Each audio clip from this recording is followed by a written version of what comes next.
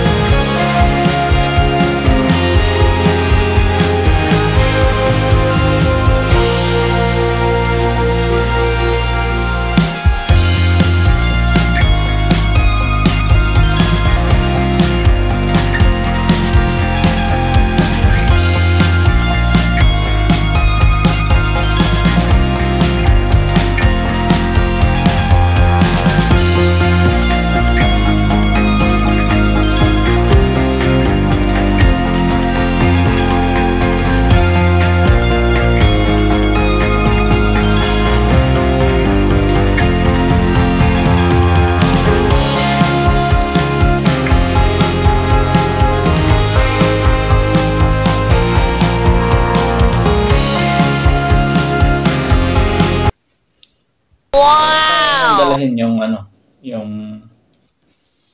iPhone. Yan. Ayan po siya. So, maganda siya. Kumbaga, talagang balance siya kaagad.